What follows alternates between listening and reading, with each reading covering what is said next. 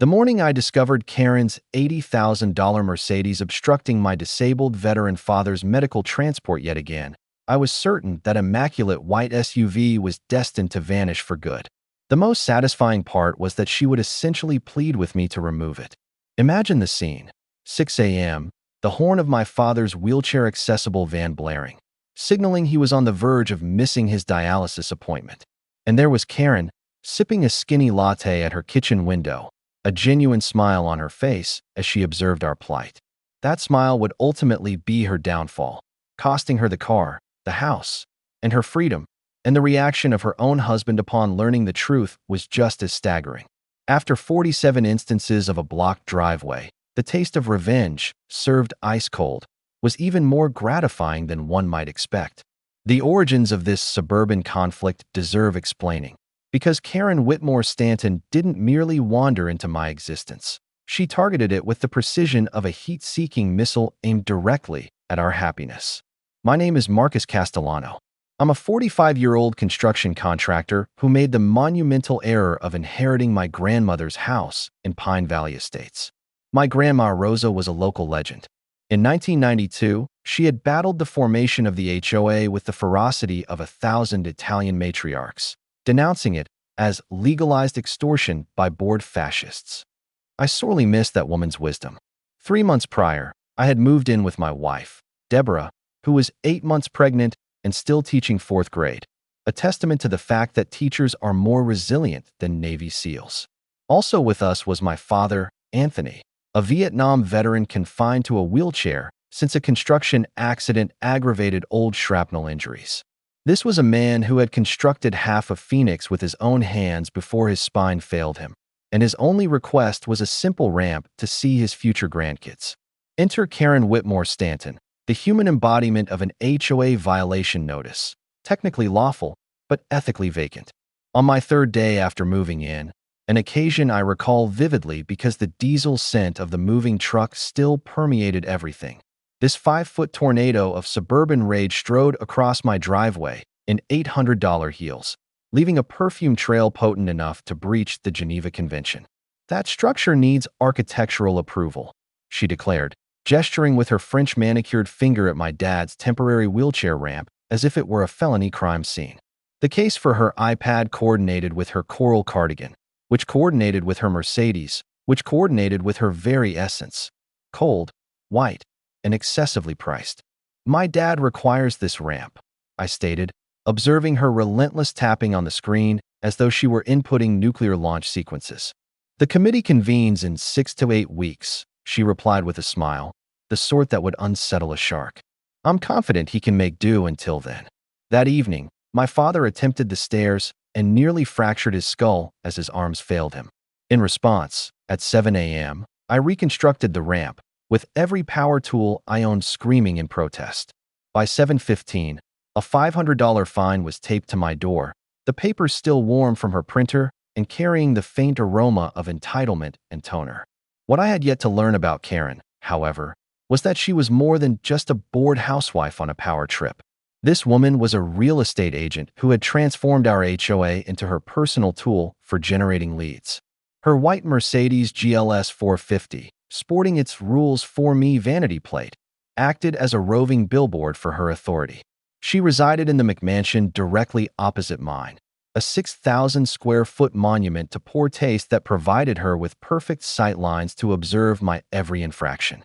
Her husband, Richard, was the owner of Stanton Construction, my primary competitor, though I wouldn't piece these facts together until she had already cost me $40,000 in contracts.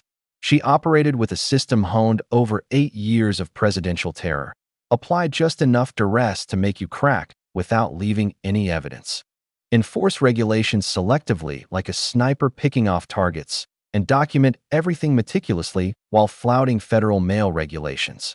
She believed herself to be untouchable, shielded by Robert's rules and her sycophantic, wine-soaked board members who voted in unison because she manipulated their property values like a puppeteer controlling a suburban stage.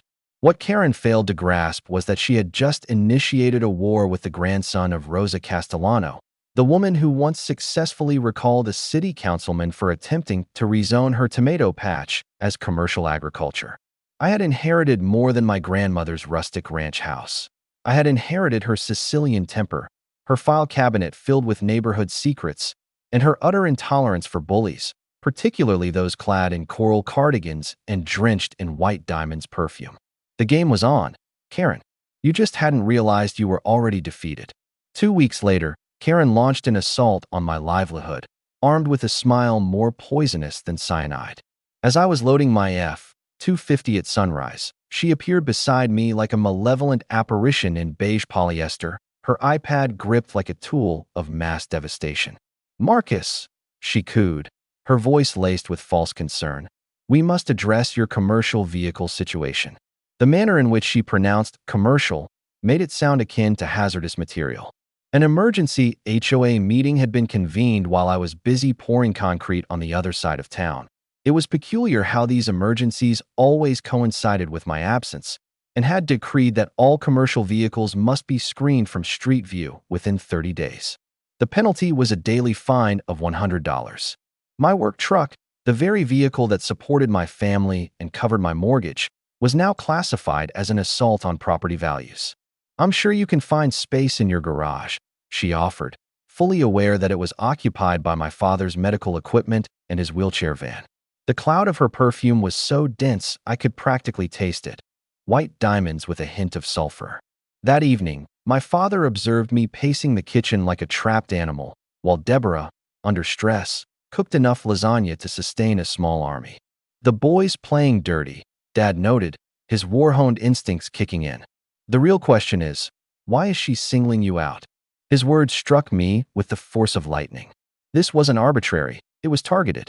The first small twist came the following morning, revealing the answer when 3 Stanton construction trucks were parked flagrantly on our street, their commercial logos more prominent than billboards, entirely untouched by HOA fines.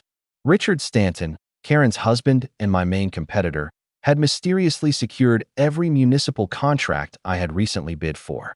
The elements snapped into place like rounds in a magazine. She was leveraging HOA regulations to cripple his competition.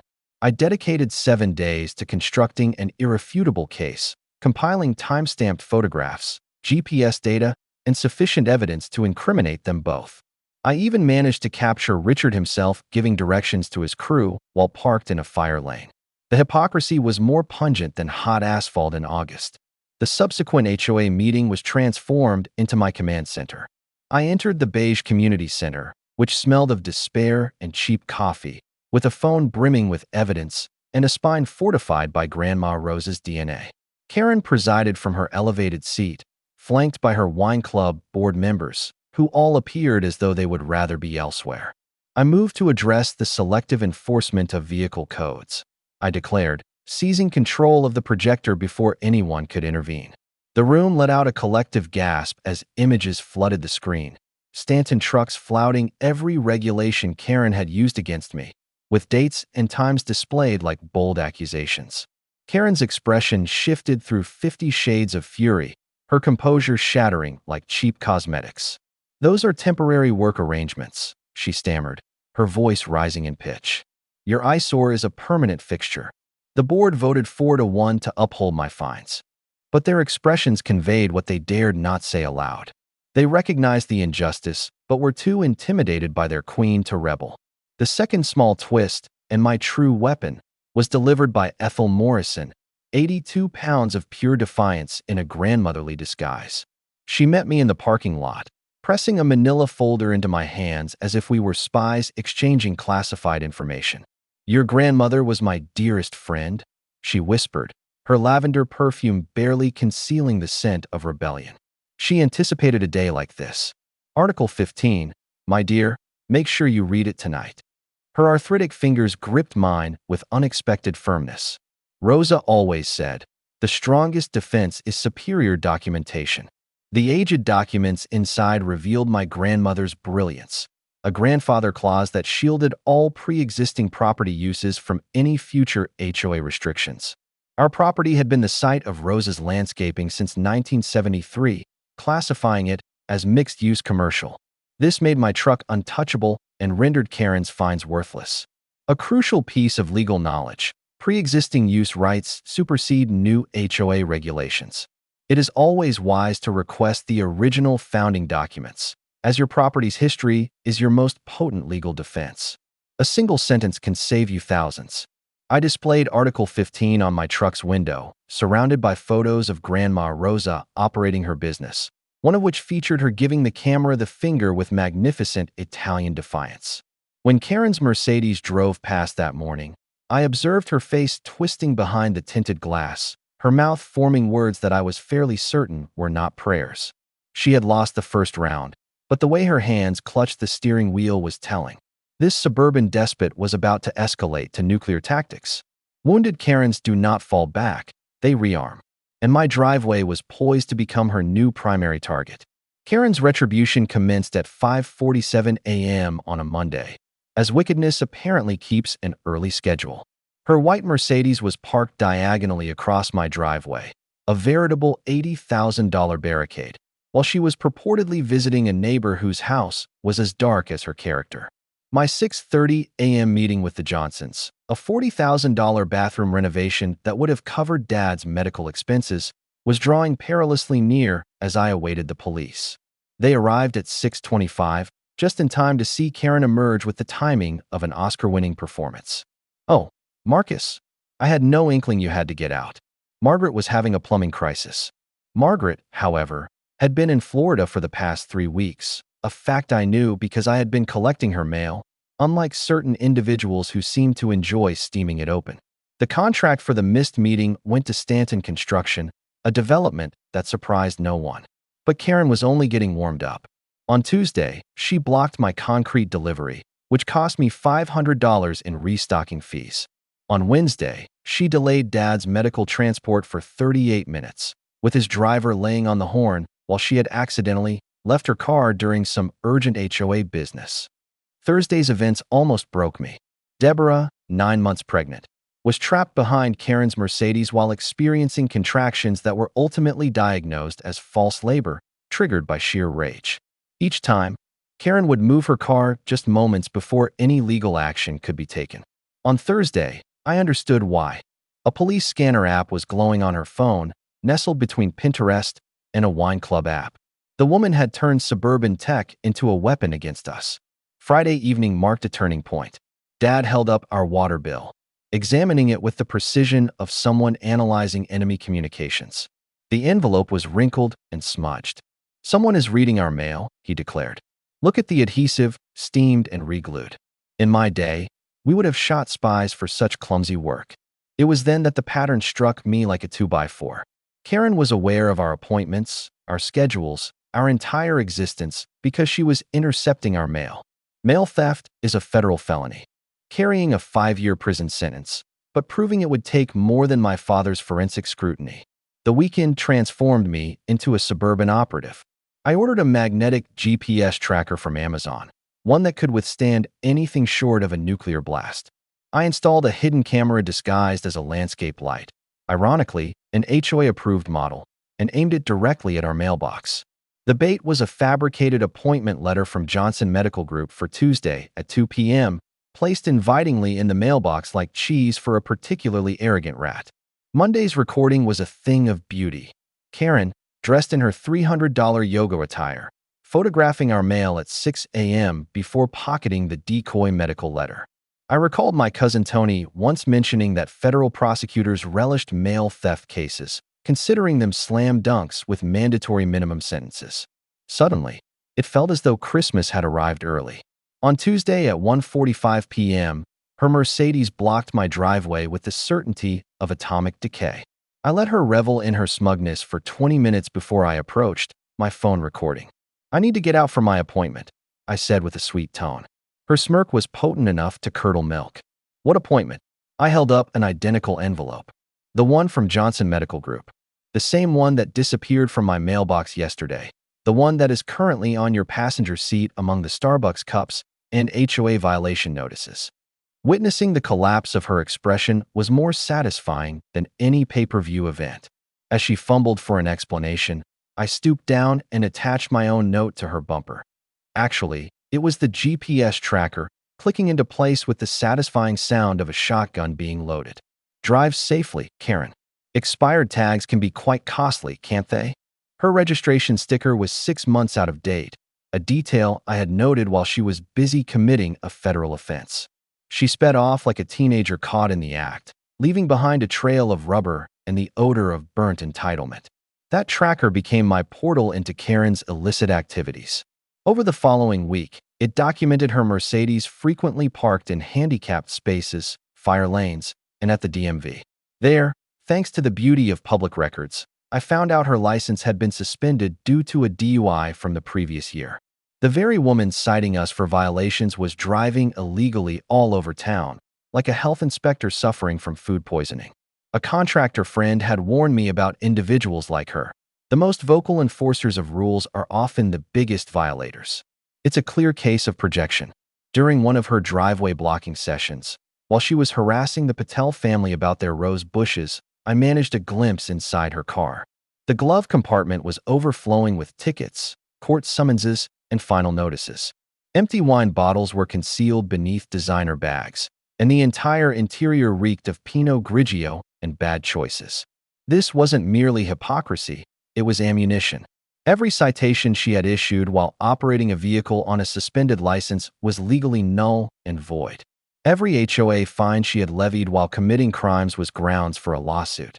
I had been on the defensive against someone who had no legal standing to be on the field in the first place. The tide of the war was turning, and Karen was oblivious. She believed she was battling a contractor with a truck. In reality, she was confronting someone who had just learned that her glass house was constructed on a foundation of quicksand, and I was about to start heaving boulders. Karen unleashed her nuclear option on a Tuesday morning, when a white van from Adult Protective Services appeared in my driveway. The social worker, a weary-looking woman clutching a clipboard like a flotation device, stated that an anonymous tip had raised serious concerns about an elderly veteran being neglected in unsafe living conditions. The tip was anonymous, naturally, but I could detect Karen's perfume on the attack from across the street, where she feigned tending to her already withered petunias while observing our humiliation.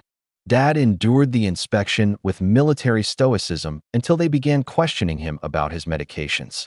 At that point, something in him broke. "My son takes better care of me than the VA ever did," he stated, his voice trembling not from age, but from a mixture of rage and flashbacks. "I didn't survive to be treated like a child by some." He cut himself off, his jaw tight, as the social worker took pictures of his living area as if it were a crime scene. That night, his PTSD-related nightmares resurfaced for the first time in years. I heard him crying out for his squad at 3 a.m., ensnared in a jungle that now existed only in his memories and Karen's cruelty. 2 days later, Deborah called me from her classroom, her sobs so intense I could barely make out her words. "Marcus, someone reported me to CPS. They claimed I was recklessly endangering our unborn child, driving unsafely. They came to the school and pulled me out of my class in front of my students. My pregnant wife, who had never received so much as a speeding ticket, was being interrogated about her maternal fitness because Karen had apparently tailed her to work, snapping photos of her driving 28 in a 25-mile-per-hour zone. The stress caused Deborah's blood pressure to soar so high that her doctor mandated immediate bed rest. False labor began again that evening, and I found myself spending 6 hours in the emergency room, consumed with the fear that Karen's vendetta might cost us our child. It was then that I found Karen's blunder. She had grown arrogant and careless. Hospital security took me aside and presented footage from their parking garage. Karen's Mercedes was clearly visible, following Deborah's car for 20 minutes, behaving like a stalker in designer clothes. The head of security, a former Marine who had connected with my dad during his visits, gave me a DVD of the recording. "You might consider filing for a restraining order," he advised. "This appears to be harassment." But my ambitions extended beyond restraining orders. I had intelligence to gather. My network of contractors is extensive in this city. We construct buildings, we solve issues, and we are privy to everyone's affairs. 3 phone calls were all it took to uncover Karen's past. She had lived at 5 different addresses in the last 10 years, always departing after conflicts with neighbors. Tommy from Elite Plumbing remembered her from Scottsdale. She got the HOA president arrested for embezzlement, then she took his place. A year later, she was gone, and $40,000 was missing from the HOA funds. Mike the electrician had an even more disturbing story from the Willow Creek subdivision. She reported 6 families to CPS before someone could prove she was filing false claims. She skipped town before any charges could be brought. The pattern was as clear as a set of blueprints. Karen was a serial instigator of neighborhood conflict. The most valuable information, however, came from Ethel during our weekly intelligence briefing in the produce section. "Did you know our Karen is in debt to the HOA for $47,000? She whispered over the bananas. She calls it a president's exemption. She hasn't paid her dues in 8 years, while fining everyone else for being a day late. Ethel's nephew, who worked at a title company, had accessed records that showed Karen's house had 3 liens against it and a pending foreclosure notice. The very real estate agent who lectured us on property values was submerged in debt and using HOA money as her personal slush fund. That night, our kitchen transformed into a command center. Dad, invigorated by righteous anger, had reached out to other victims through the VA center. It turned out Karen had targeted 3 other veteran families. Deborah, from her bed rest command post, launched a Facebook group that attracted 50 members in just 2 hours. Victims of Karen became a dual-purpose support group and intelligence-sharing network. The Patel family recounted how she had reported their Hindu decorations as gang insignias. The Johnsons disclosed that she had reported their daughter's lemonade stand to the health department. Even the typically reserved Korean family shared videos of Karen berating them about the smells of their ethnic cuisine. Each account contributed to the same portrait: a bigot misusing her authority to harass anyone who was different. The CPS investigator returned that week, and I was prepared. His name was Jim Martinez, a Vietnam veteran whose eyes reflected a deep weariness with bureaucratic injustice. When he saw my father's service medals and learned about the APS harassment, a change came over his expression. "I've encountered this pattern before," he said softly. "Serial false reporters who target military families, minorities, anyone they perceive as vulnerable. It's predatory." He gave me his business card with his personal cell phone number on the back. "When you bring her down, and you will, give me a call. I will testify about the false reports. People like her make our jobs more difficult and harm genuine victims." As he was leaving, he paused at the door. "Your father reminds me of my sergeant. Look after him and take her down." The elements were falling into place like dominoes poised to topple. Financial fraud, mail theft, false reporting, stalking, civil rights violations. Karen had constructed an empire of criminality, believing her HOA position granted her immunity. She was unaware of our burgeoning coalition, our amassed evidence, or the fact that her cherished annual HOA Gala was just 3 weeks away. This was the same gala where she courted real estate clients, where she played the role of queen for prospective buyers, where her reputation was more valuable than her imitation designer handbags. Ethel had managed to secure 3 invitations for us, and I had contractor friends who were experts in audiovisual setups. Karen adored being in the spotlight. We were about to ensure she received one she would never forget. The critical insight arrived at 2 a.m. on a restless Thursday, as I was poring over HOA documents like a man possessed. Deep within subsection 47C of our insurance policies, buried in the kind of dense legalese intended to deter anyone from reading it, I located the silver bullet that would dismantle Karen's authority. My hands trembled as I reread the passage 3 times to confirm I wasn't hallucinating. According to the HOA's own automotive insurance policy, any vehicle situated on HOA common property could be towed if it satisfied 3 conditions: obstructing emergency access, being unregistered or uninsured, or constituting a safety hazard. The crucial detail was that Karen's driveway, the concrete slab where her Mercedes was perpetually parked like a throne, was not her property. A surveying error from 2003 had situated her driveway 6 feet onto HOA common land, a blunder that had gone unnoticed because no one typically re-examines surveys post-construction. For 15 years, Karen had been parking illegally on community property while fining others for non-existent infractions. At dawn, I called Rodrigo, my closest friend since high school, who now owned Rodriguez's Recovery, the most successful towing company in the region. Hamano, are you up? I inquired. For you? Always. What's the job? When I laid out the circumstances, his laughter was one of pure delight. The white Mercedes? The one whose owner described my trucks as visual pollution at the city council meeting? Oh, this is fate, my friend. We'll do everything by the book, as legal as a Sunday service. The elegance of the plan lay in its simplicity. State law permitted the immediate impoundment of vehicles with suspended registrations on public land.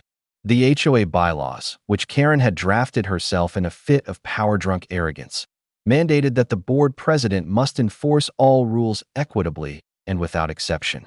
She had constructed a legal snare and had been stepping into it herself every single day. Her suspended license, expired registration, and illegal parking made her Mercedes an ideal candidate for a towing company. But the implications ran deeper. The survey error meant that Karen had been levying HOA violation fines while, at the same time, breaking HOA rules more flagrantly than anyone else. Every fine she had imposed while parked illegally was potentially void. Every board meeting she had chaired from her hypocritical position was grounds for legal action. I felt like an archaeologist who had just unearthed a tomb filled with legal treasure. My father listened to my plan over his morning coffee, his strategic mind instantly grasping the possibilities. It's as if she laid a minefield and then misplaced her own map, he remarked. Pride goeth before a fall, son. It's the same in warfare as it is in HOAs. Deborah, still confined to bed rest, but as sharp as ever, contributed the key strategic element, the Gala. She will definitely park there, most likely in a fire lane to make a grand entrance. That means maximum exposure, maximum humiliation. The annual HOA Gala was Karen's coronation, a venue where she could impress potential real estate clients and solidify her authority. 300 people were expected to attend, including local journalists covering the community gathering. I dedicated the following week to assembling the legal paperwork with the meticulousness of a surgeon. I prepared every form Rodrigo would require, every legal argument, and every piece of evidence, all organized and duplicated. The law was beautifully straightforward. We were not merely permitted to tow her vehicle. We were technically required to, once we were aware of the violations. As HOA members cognizant of illegal activities on common property, inaction would make us complicit. Karen's own regulations necessitated her downfall. The final component fell into place when I found subsection 47C, paragraph 9. In situations involving vehicles towed from common areas, the HOA board president is held personally responsible for all fees, storage charges, and related legal costs if the vehicle was parked with their knowledge or consent. Since Karen could not feign ignorance of her own parking habits, she would be personally liable for every single expense. At the premium rates charged by Rodriguez's recovery for illegal parking impounds, a $500 hook fee, $200 per day for storage, plus administrative fees, her Mercedes would accrue charges that would make her mortgage seem trivial. Rodrigo and I convened at his yard to finalize the plan, surrounded by the mechanical symphony of tow trucks and the scent of diesel-fueled justice. We'll execute this cleanly, he stated, patting the hood of his truck. Cameras will be rolling, all paperwork will be in order, and we'll follow the law to the letter. When she threatens to sue, I want to be able to hand her the very statute she authored. We rehearsed the approach angles, the quickest hookup technique, and the precise route to eliminate any legal gray areas. This was not about revenge, it was about law enforcement. The fact that it was scheduled to occur at her gala, in front of everyone she had intimidated and in full view of the news cameras she had invited herself, was simply karma with a flair for the dramatic. Our rebellion began in my garage, which now smelled of motor oil and righteous indignation. In just 1 week, it had become the de facto headquarters for the resistance against Karen, equipped with whiteboards, laptops, and enough coffee to power a small army. The coalition expanded more rapidly than black mold in a neglected rental property. 12 households were officially part of the movement, with more joining each day as news of our efforts spread through the neighborhood like a brush fire. Ethel Morrison served as our inside source, maintaining her persona of a sweet, unassuming old lady while gathering intelligence like an elderly secret agent. Karen confides in me because I bake her zucchini bread, she noted, her eyes sparkling with a mischievous glint. She's clueless that I've been recording every admission she makes about how she handles problematic neighbors. Jay Patel, a forensic accountant by trade and an HOA victim by circumstance, had dedicated 3 weeks to scrutinizing the financial records with the fervor of someone who had been fined $500 for having a mailbox painted the wrong shade of beige. The Johnsons, a tech-savvy couple Karen had targeted over their solar panels, managed the compilation of our digital evidence, setting up a secure cloud server they humorously named Karen Leaks. The most significant breakthrough came from Mike Brennan, our mail carrier for 15 years, who had observed Karen peering into mail slots like a raccoon with a real estate license. The federal postal inspectors have been eager for a case like this, he informed me over a beer in my garage. Mail theft perpetrated by an HOA official. That's a dream come true for them. I've been documenting every complaint and taking photos of tampered mailboxes. Your target is facing federal charges. He had already filed his reports and was merely awaiting our go-ahead to escalate the matter.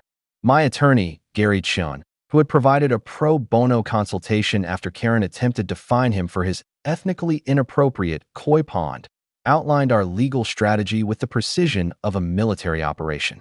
First, we file the HOA records request, compelling them to disclose everything. Then, we confront them with the survey discrepancy, the demand for a financial audit, and the collection of false reports made to various agencies.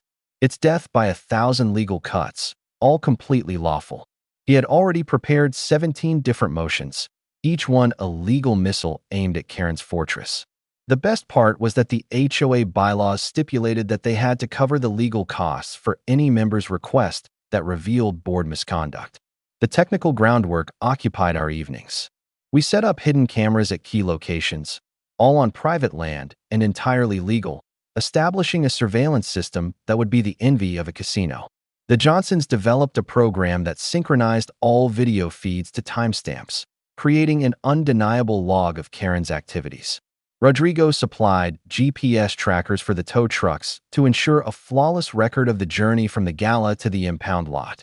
If she alleges that we damaged her car or stole anything, we'll have video evidence from 16 different angles to refute her claims, he stated as he fitted his 7th dash cam.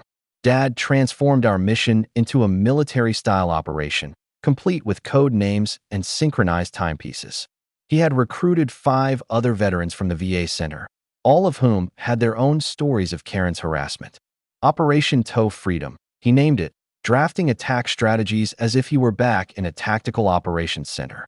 His idea was elegantly simple, a phone tree capable of mobilizing 40 witnesses in under 10 minutes. When that Mercedes is hooked, I want every person with a camera phone recording from multiple perspectives for irrefutable proof. Deborah, despite being on bed rest, served as our intelligence analyst. Observe this pattern, she said, her laptop propped on her pregnant belly, displaying charts that resembled something from FBI headquarters. Karen's violations spike around the 1st and 15th of the month, paydays. She's using the fines to supplement her income. She had pinpointed 23 households that had received dubious fines just before Karen's mortgage payments were due. It's an extortion scheme masquerading as community standards. Her organizational skills as a teacher had produced a database that would bring tears of joy to a prosecutor's eyes.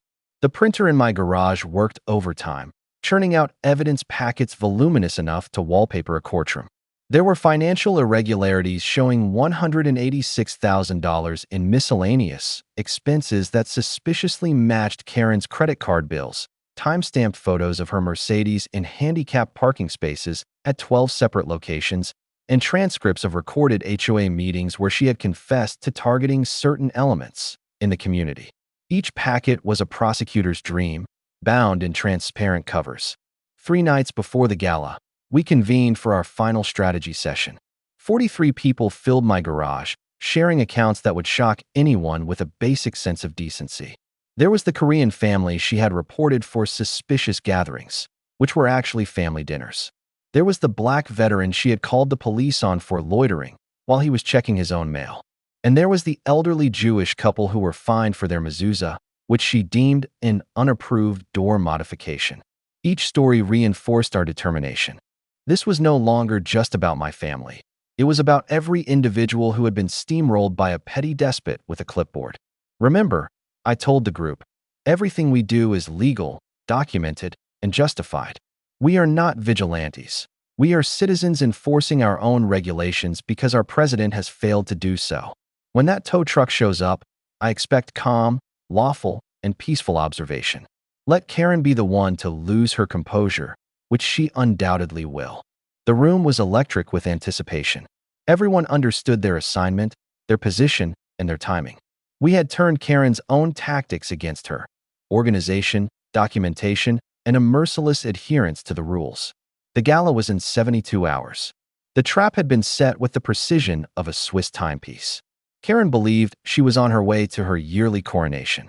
Instead, she was about to be the main attraction at her own public downfall, orchestrated by the very people she had oppressed, enabled by the very laws she had authored, and witnessed by everyone who mattered. Rodrigo had already cleared his schedule, his top driver was on call, and the truck was polished to a gleam, shining like justice itself. We were prepared. Karen simply had no idea. Karen must have detected the impending danger, much like an animal senses an approaching earthquake, because 3 days prior to the gala, she unleashed a desperate final assault that would have commanded Patton's respect. It began when I discovered my truck propped up on blocks, all 4 tires methodically slashed. The security footage revealed a figure clad in black at 3 a.m., but, conveniently, 3 of my 4 cameras had been spray-painted just moments earlier. The 4th camera, concealed in a birdhouse that Deborah had crafted at summer camp 2 decades ago, captured the entire event with startling clarity, including Karen's unmistakable French manicure as she wielded the knife. "She's escalating," Dad noted, surveying the damage with the eye of a crime scene analyst. "I've seen this in battle. When cornered, rats will lash out." The new tires cost $1,200, but the insurance claim was poised to be an interesting one. How does one explain that their HOA president is a perpetrator of felony vandalism? Next came the phone call from my most significant client. "Marcus, I'm afraid we've decided to go with a different contractor. We received some unsettling information regarding your business practices." The unsettling information was an anonymous blog titled "The Truth About Castellano Construction," featuring manipulated images that implied non-existent code violations and safety issues. The blog was hosted on the HOA's official website server, a detail Karen seemed to have overlooked while engaged in cyber defamation. The Johnsons traced the IP address back to HOA board meetings, time-stamped to when Karen would have been in attendance. She had literally slandered me using HOA assets during official meetings, thereby adding wire fraud to her expanding list of felonies. But the true jolt came when 5 additional clients called within 2 days, all canceling contracts that totaled over $200,000. She was attempting to drive me to bankruptcy before the gala. Rodrigo called on Wednesday evening, his voice taut with restrained fury. "Someone offered me $5,000 to turn down any tow requests from Pine Valley Estates this weekend. It was a cash offer, untraceable, and very professional." He had recorded the entire exchange on his phone, including the part where the caller alluded to consequences if he failed to cooperate. "The thing is, Hermano, they made the call from the HOA office line. Caller ID is infallible. We added witness tampering and bribery to Karen's rap sheet, which was now beginning to resemble a criminal justice curriculum." Thursday delivered the most heartless blow of all. Deborah called me from the elementary school, sobbing. "Marcus, someone has contacted CPS again. They took both kids out of their classes, questioned them about our home life, and asked if mommy and daddy ever hurt them, if they felt safe, if there were drugs in the house. Our children are traumatized." The investigator was apologetic but had to be thorough. The report contained specific allegations that necessitated an inquiry. I rushed to the school to find my 8-year-old son in tears, asking why the woman wanted to know if his daddy hit his mommy. My daughter, just 6, kept insisting that she had assured them we were good parents. At that moment, something inside me broke, but it was a cold, hard break, the kind that forges diamonds from coal. I called Jim Martinez, the CPS investigator who had given me his card. "It's happening again," I stated plainly. "The same false reporter?" he inquired, his voice turning stern. "The same pattern, the same timing, right before a major HOA event where we intend to expose financial misconduct." There was a brief silence, then, "File a police report at once." I will provide my statement regarding the pattern of false reports. This is witness intimidation using government resources. The district attorney's office takes that very seriously. He was correct. Karen had escalated from civil harassment to criminal activity. The police detective who handled our report was himself a victim of an HOA. Let me guess, he said, reviewing our mountain of evidence. The president treats it like a personal fiefdom. Selective enforcement, targeting anyone who raises questions. His own HOA had taken him to court over having the wrong type of grass. He was meticulous in documenting everything, particularly the cyber crimes. Blog posts made during HOA meetings using HOA servers. That constitutes embezzlement of services and wire fraud. Federal prosecutors love wire fraud. It's their specialty. But Karen reserved her master stroke for Friday morning, just 24 hours before the gala. As I was finalizing our plans, Ethel called, her voice breathless with urgency. Emergency HOA board meeting in 1 hour. Karen is attempting to push through new bylaws. She wants to prohibit recording devices at all HOA events, forbid members from contracting tow services without board consent, and make it illegal for groups larger than 4 to congregate on HOA property. She was literally trying to legislate away our entire strategy, wielding her presidential authority to shield herself from the repercussions. The meeting was an exhibition of desperation. Karen presided like a despot sensing a coup, her makeup slightly askew, her voice an octave higher than usual. These actions are required to safeguard our community from organized harassment, she stammered, clearly reading from prepared notes. The 4 board members appeared uneasy, fidgeting as more than 40 homeowners filled the small room. When she called for an immediate vote without any discussion, in clear violation of Robert's rules, Dr. Patel rose to his feet. Point of order, Madam President. The bylaws mandate a 30-day notice for any voting measure. It's on page 47, section 3. Karen's face transitioned from red to a deep purple. I am exercising my emergency powers for the sake of community safety. What emergency? Ethel inquired with an innocent air. The gala is tomorrow. That has been scheduled for months. The board rejected all 3 proposals in a 4-to-1 vote, with only Karen voting in favor of her own power grab. Even her wine club allies could sense her desperation. As the meeting descended into chaos, Karen made a final proclamation. Anyone who causes a disturbance at tomorrow's gala will be charged with trespassing. Gary Chun, our attorney, stood with theatrical poise. Actually, Karen, the gala is a public HOA event held on common property. Every dues-paying member has an equal right to be present and to document the proceedings. Page 15, Section 8 of the bylaws. You authored them yourself. She bolted from the meeting as if her hair were ablaze, but not before I caught a glimpse of something in her eyes that confirmed it all. Pure, unadulterated terror. She was aware that we had something in store for her, but she didn't know what. The uncertainty was consuming her. That evening, our group chat was abuzz with activity. Cameras were charged, positions were set, and witnesses were prepared. The news team covering the community gala had been given a tip about potential excitement. Rodrigo's truck was polished and waiting just 5 minutes away. All was in place for Saturday night's performance. Karen had been throwing punches in the dark for weeks. Tomorrow, we would illuminate the entire arena. Saturday morning began with Karen's final, most savage attack, a comprehensive character assassination that would have impressed Stalin. I was awakened by 17 missed calls and a text from my brother in New Jersey asking, "Why is there a blog claiming you're being investigated for elder abuse?"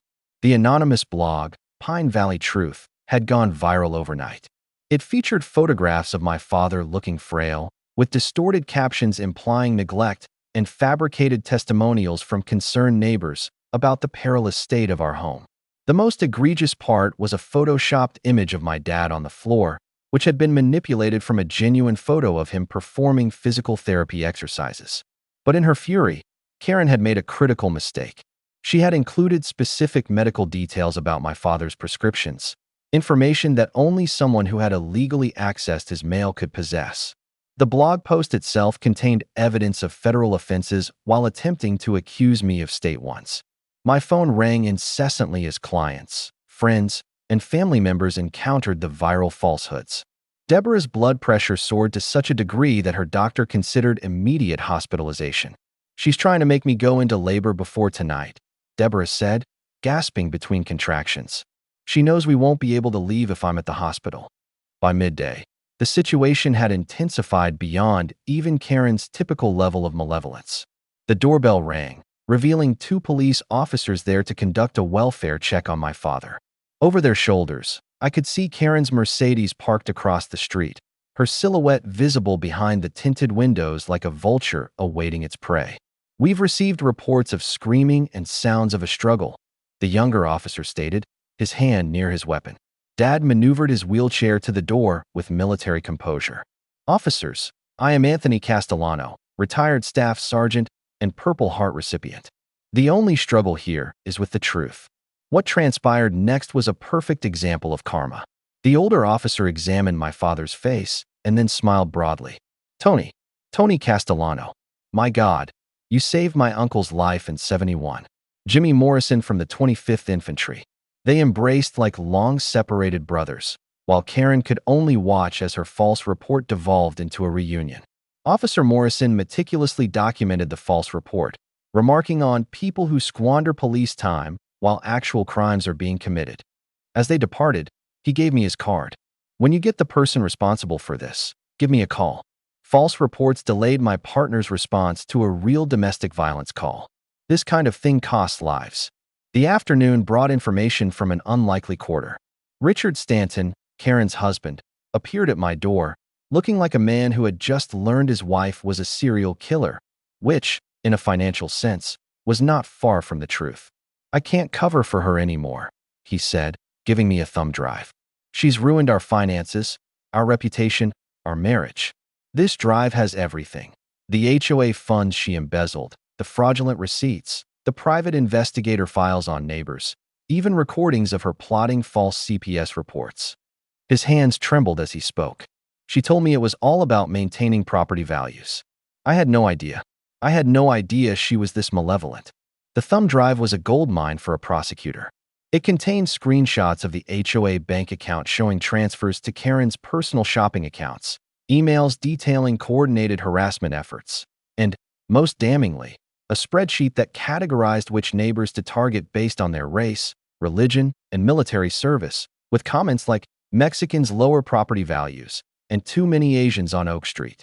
She had cataloged her own hate crimes with the meticulousness of a Nazi functionary. But the most valuable piece of evidence was an audio recording of Karen, intoxicated at a wine club gathering, boasting about clearing out the undesirables and making Pine Valley pure again. Dr. Patel convened an emergency pre-gala meeting at 4 p.m. 47 homeowners crowded into my garage, which now smelled of justice and resolve. I have finished the forensic audit, he declared, displaying spreadsheets that drew a collective gasp from the room. Karen Whitmore Stanton has embezzled $247,000 over the past 8 years. But here is the brilliant part. She was careless. Every single transaction is traceable, documented, and undeniable. She used HOA credit cards for her personal expenses and then submitted fake expense reports. That constitutes wire fraud, tax evasion, and embezzlement, federal offenses with mandatory minimum sentences. The room simmered with a controlled rage. The Korean family disclosed that Karen had cost them $30,000 in legal fees to combat baseless violations. The Black veteran presented medical bills for stress-related heart conditions. The Jewish couple had calculated $50,000 in diminished property value due to her harassment. Collectively, we accounted for over $400,000 in damages, exclusive of the emotional toll. Gary Chin stood with the solemnity of a judge delivering a verdict. Tonight, we are not merely towing a car. We are delivering justice. Every camera, every witness, and every document is crucial. She is headed for prison, but first, she will be exposed. As the meeting concluded, Dad wheeled over to me, his eyes gleaming with military sharpness. Logistics check. The weather is ideal, no rain to obstruct the cameras. Mike has confirmed that 3 news crews will be present. Rodrigo is in position with a spare truck in case she attempts to escape in another car. Ethel is at the venue and reports that Karen plans to arrive at 7:45 for a dramatic entrance. He presented me with a checklist, executed with military precision. Oh, and son, Your grandmother would be immensely proud. Rosa always said that the best revenge is one served legally, with numerous witnesses. The sun was beginning to set on Karen's reign of terror. In 2 hours, she would arrive at the gala in her white Mercedes, anticipating adoration and wine. Instead, she would be met by 47 homeowners armed with cameras, a tow truck designated for her, and enough legal paperwork to wallpaper a federal penitentiary. The blog posts, the false reports, and the intimidation tactics had been her final, desperate acts, the death throes of a dictator sensing the impending revolution. Tonight, that revolution would be broadcast, uploaded, and shared with every HOA in the country as a cautionary tale. You can only push good people so far before they respond with the Constitution, criminal statutes, and a legally dispatched tow truck. Karen believed she was untouchable. In 90 minutes, she would discover the difference between being untouchable and being an untouchable in prison. The Pine Valley Estate's annual gala commenced at 7 p.m. in the community center, which had been adorned with fairy lights and white tablecloths to create Karen's personal court. 3 news crews mingled with the 300 residents in attendance, under the impression they were covering a light-hearted story about community spirit. They were completely unaware that they were about to witness the most dramatic HOA meeting ever recorded. I positioned myself near the entrance with my father, both of us in our finest suits, observing Ethel navigate the room like a secret agent in pearls, sending updates through our group chat. At 7:43, Karen's white Mercedes materialized like the fin of a shark slicing through dark waters. She had selected the fire lane directly in front of the main entrance for maximum effect, and for our purposes, maximum illegality. The universe granted us a perfect opportunity as she spent a full 3 minutes adjusting her makeup in the rearview mirror, allowing everyone to get their cameras ready. Through the tinted glass, we could see her rehearsing her smile, oblivious to the fact that 47 phones were already documenting her final transgression. She stepped out of the Mercedes as if she were on a red carpet, dressed in a $5,000 sequin gown that glittered like her own grandiose delusions. The scent of her perfume preceded her by 5 seconds. Tonight, it seemed she had doused herself in Chanel No. 5 mixed with pure arrogance. She glided past the no parking fire lane sign as if it were a marker for a VIP entrance, her heels clicking on the concrete with a rhythm that declared, "I am the owner of this place." Behind her, the Mercedes remained illegally parked, its expired registration sticker in plain view, with one tire actually on the yellow fire lane line, a detail Rodrigo would later describe as poetic justice. Inside, she moved through the room with the skill of a seasoned realtor, exchanging air kisses with potential clients and accepting accolades like a monarch receiving homage. The news cameras documented her holding court, entirely ignorant of the uprising that was brewing in the parking lot. At 8:15, Dr. Patel approached the microphone for the evening's special address. Karen, beaming in the front row, was anticipating a tribute. Instead, the projection screen came to life with HOA financial statements that caused the audience to gasp as if they were watching a horror film. "Ladies and gentlemen," Dr. Patel stated with the calm of a prosecutor, "I give you 8 years of methodical embezzlement, which accounts for $247,000 in stolen HOA funds." The screen displayed receipts. Karen's trips to Las Vegas billed as board retreats, her Mercedes payments listed as community vehicle maintenance, and her wine purchases categorized as meeting refreshments. The crowd's murmurs grew into a rumble and then a roar as each new slide uncovered more extensive corruption. Karen's expression shifted from smugness to shock to fury, her sequins quivering with her rage. "This is illegal," she shrieked, leaping to her feet so abruptly that her wine glass fell and broke on the floor. "You are not authorized to view those records without board consent." Gary Chun rose to his feet with a smooth, deliberate motion, holding up a stack of documents. "On the contrary, we are." Page 73 of the bylaws, which you yourself drafted, permits any 5 members to call for an emergency financial audit if there is suspicion of fraud. We have 47 signatures. The news cameras pivoted between Karen and the screen as if filming a diabolical tennis match. It was then that Ethel's text arrived on our phones. "Showtime." Through the windows, Rodrigo's flatbed tow truck emerged like a chariot of justice. its emergency lights casting red and blue flashes across the building. The driver, Rodrigo's top operator, an ex-Marine named Carlos, maneuvered the truck with surgical precision. The crowd surged towards the windows, their phones held high. As Carlos set up the truck, Karen stood paralyzed, her mind unable to grasp the situation unfolding before her. "That's my car," she yelled, pushing her way through the throng in her designer heels. "You can't do this. I am the president." She burst out of the doors to find Carlos methodically securing the wheel lift, each action deliberate and lawful. Rodrigo stood nearby with a clipboard, recording every detail. "Ma'am, this vehicle is illegally parked in a fire lane on HOA common property, and its registration is expired. In accordance with HOA bylaws, Section 47C, and State Statute 28 to 4839, we are authorized to impound it." The news crews followed the unfolding drama outside, their cameras capturing Karen's public breakdown in high definition. She grabbed Carlos's arm. Assault, caught on camera. She kicked the tow truck. Property damage, caught on camera. She spewed profanities that would torpedo any real estate career. Broadcast quality audio. "I have connections," she shrieked. "I will see to it that your business is ruined. You, expletive, spics have no idea who you're dealing with." The racial slur hung in the air like profanity in a sanctuary. 300 people heard it. 3 news crews recorded it. The black reporter from Channel 7 turned to her cameraman and said, "Tell me you got that." He nodded, zooming in on Karen's face as the realization of what she had just done washed over her. Her real estate career came to an end in that moment, preserved in 4K resolution. But the universe had saved the best for last. As Carlos was finalizing the securing of the Mercedes, a white sedan with official license plates arrived. 2 individuals stepped out, a sheriff's deputy and a man in a suit displaying federal identification. It was the postal inspector Mike had mentioned, arriving with a timing that seemed almost divinely orchestrated. "Karen Whitmore Stanton," the deputy announced, "we have a warrant for your arrest on charges of mail theft, wire fraud, and filing false reports with Child Protective Services." The crowd gasped in unison, the sound of 300 people finding catharsis at the same moment.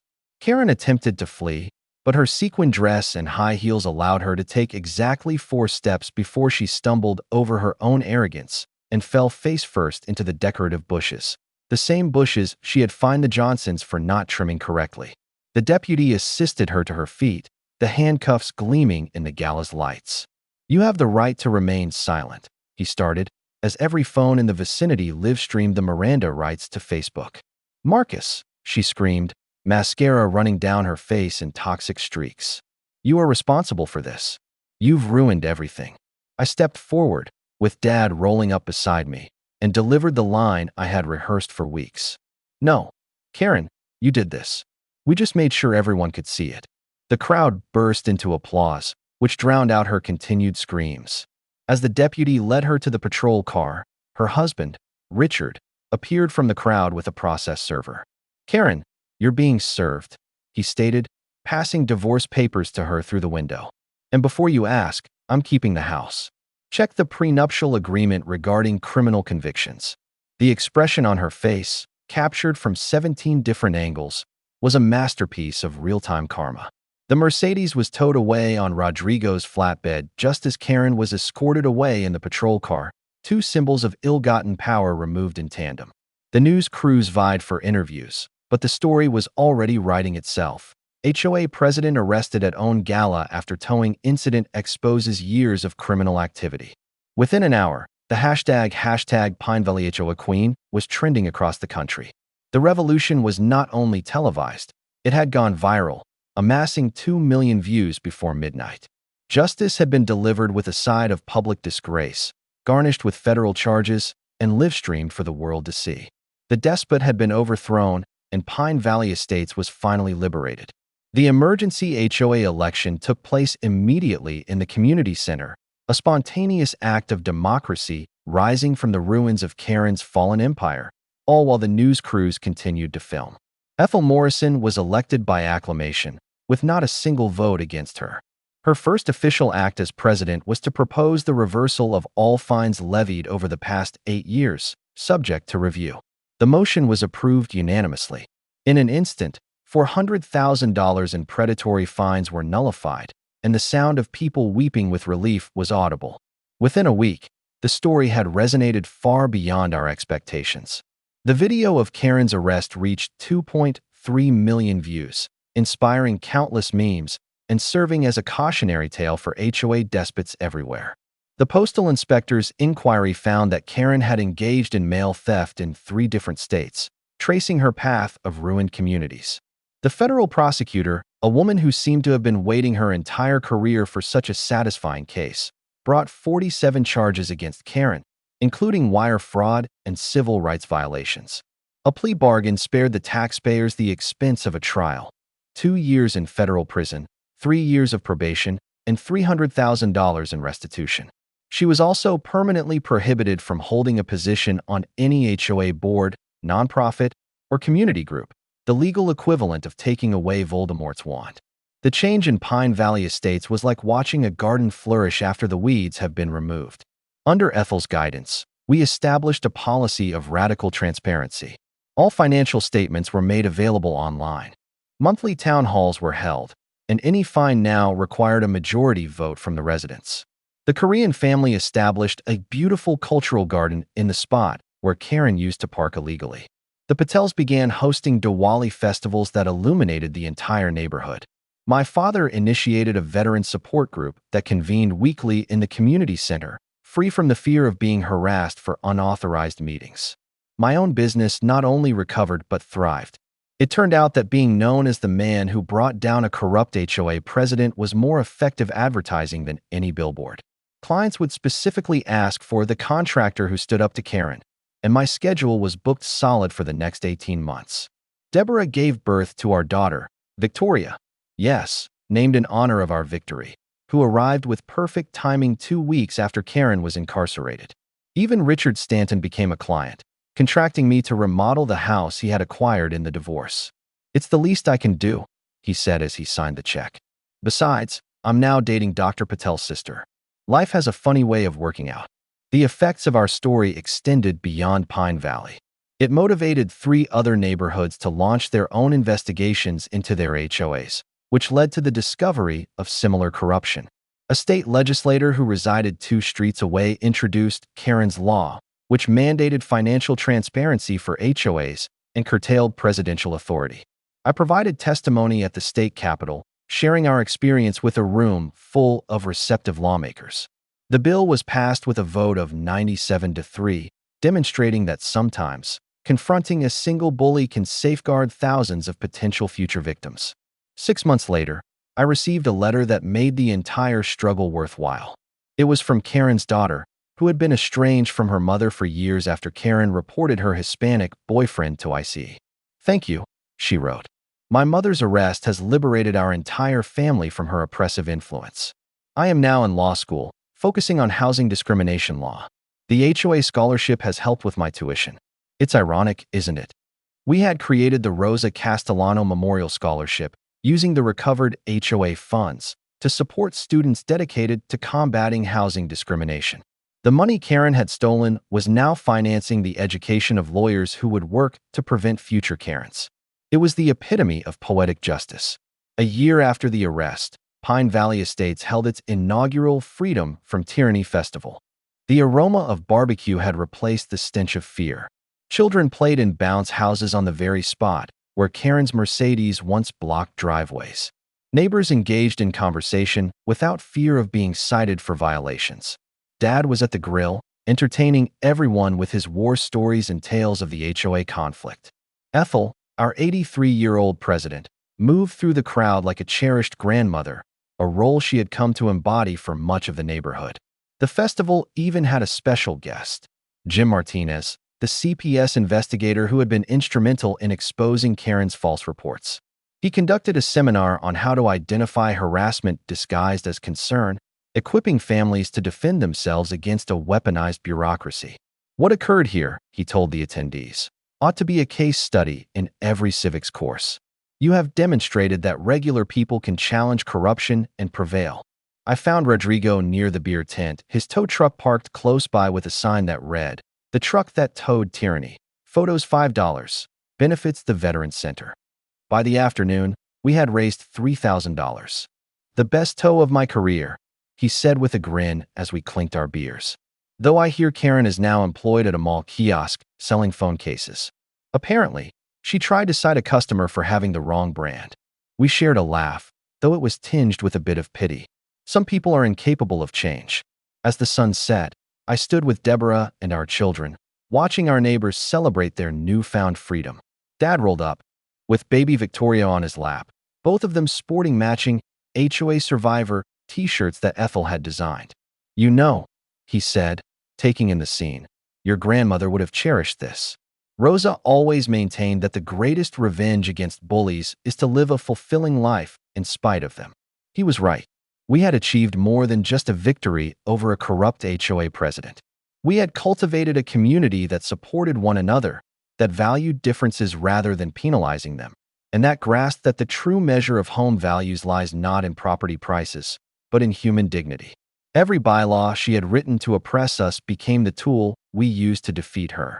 Every document she had forged became a piece of evidence. Every neighbor she had intimidated became a witness. In the end, the very regulations she held sacred became the chains that led her to federal prison. And that is how a community, armed with the truth, can make a tyrant's power and position disappear for good.